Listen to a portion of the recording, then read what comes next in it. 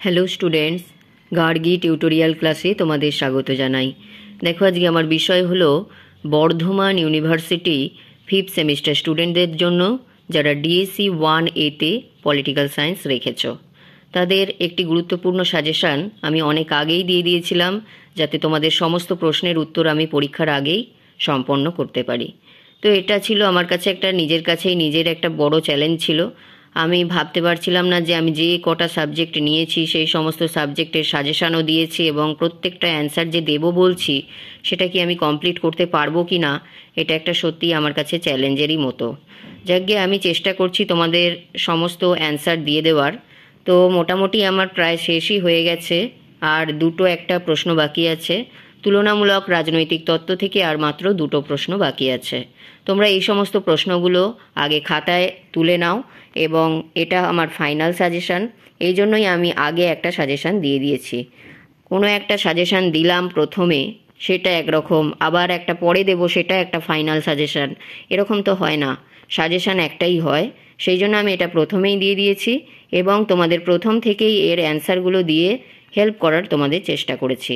তো এই গেল ব্যাপার। তো আজকে আমি যেটা তোমাদের দিয়ে দিচ্ছি সেটা হচ্ছে এখান থেকে দেখো, যেটা স্বরাজ্য সম্পর্কে তিলকের ধারণা, এই একটা প্রশ্ন বাকি আছে। এছাড়া এখানে যেটা বাকি আছে, মিলের স্বাধীনতার ধারণাটি ব্যাখ্যা করো। তো এখন আমি তোমাদের দিয়ে দেবো স্বরাজ সম্পর্কে তিলকের ধারণা আলোচনা করো। আর একটা দিলেই আমার কিন্তু যেটা তুলনামূলক রাজনৈতিক তত্ত্ব যেটা বলেছিলাম সেটা আমার কমপ্লিট হয়ে যাবে। তোমরা এই সমস্ত অ্যান্সারগুলো আমার চ্যানেলে তো পাবেই। এছাড়া তোমাদের সুবিধার জন্য আমি একটি 5th সেমিস্টারের প্লেলিস্ট বানিয়ে রেখেছি, সেটাতে তোমরা যাও, গিয়ে এটা কিন্তু এবছরেরই, এখানে আর অন্য কোনো প্রশ্ন পাবে না। থাম্বনেল দেখো, থাম্বনেল দেখে দেখে সমস্ত প্রশ্নের উত্তরগুলো কালেক্ট করে নাও। তোমাদের যে যে সাবজেক্টগুলো আছে তার মধ্যে আমি যেগুলো দিচ্ছি সমস্তই আমি কিন্তু সাজেশান ধরে ধরে অ্যান্সার দিয়ে দিয়েছি। তো এই গেল, চলো আর বেশি কথা না বলে আমরা অ্যান্সারে যাই। স্বরাজ্য সম্পর্কে তিলকের ধারণা।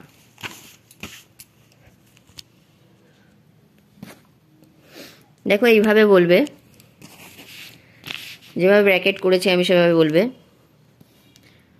হোম রুল আন্দোলনের প্রবক্তা হিসাবে তিলক উপনিবেশ সমূহে বিশেষ ধরনের শাসন ব্যবস্থার জন্য স্বরাজ্য কথাটি ব্যবহার করেছেন।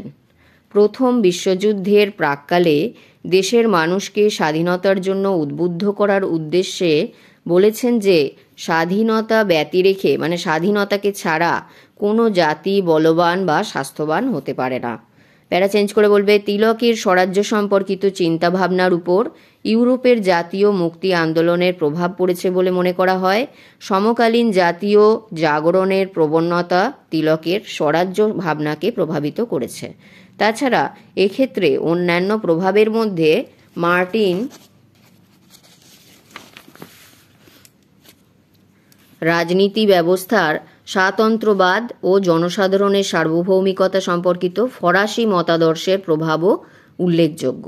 তিলকের স্বরাজ্য ভাবনার মধ্যে সাম্য, স্বাধীনতা ও প্রশাসনে নৈতিকতা ও সুনাগরিকতার ধারণা সমন্বিত উপস্থিতি পরিলক্ষিত হয়।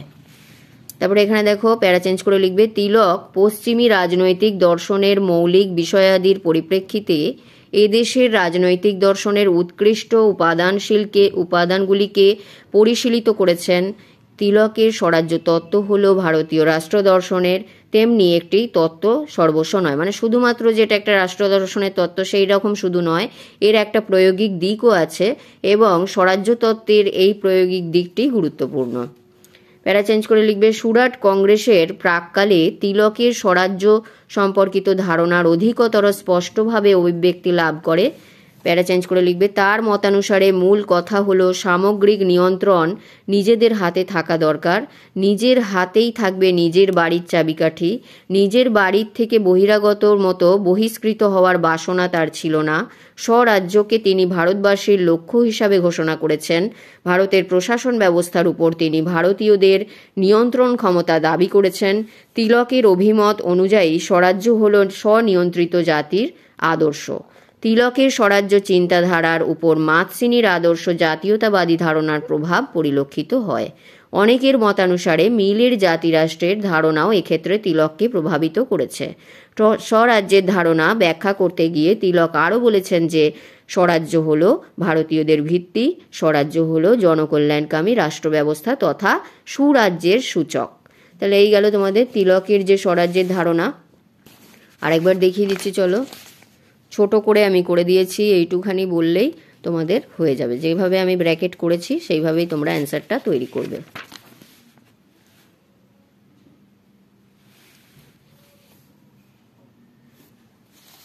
বেশ, এখানে আর বলার দরকার নেই, এখানেই শেষ করে দেবে। তাহলে এই গেল অ্যান্সারটি। এরপর আর একটা বাকি আছে মাত্র, মিলের যে স্বাধীনতার ধারণাটি ব্যাখ্যা করো। এটা দিয়ে দিলেই আমি তোমাদের যেরকম কথা দিয়েছিলাম সাজেশান ধরে ধরে কিন্তু আমার সমস্ত প্রশ্নের উত্তর দেওয়া হয়ে গেছে। তোমরা চ্যানেলে যাও বা ফিফথ সেমিস্টারের প্লে লিস্টে যাও, সেখানে গিয়ে স্ক্রল করে করে তোমরা একটু নিচের দিকে নামো, তাহলেই তোমরা থাম্বনেল দেখে সমস্ত প্রশ্নের উত্তর পেয়ে যাবে। তাহলে এই বলে ভিডিওটি শেষ করলাম। যদি ভিডিওটি গুরুত্বপূর্ণ মনে হয় তাহলে একটি লাইক করে দিও, চ্যানেলে নতুন হলে সাবস্ক্রাইব করে নিও। দেখা হচ্ছে তাহলে পরের ভিডিওতে।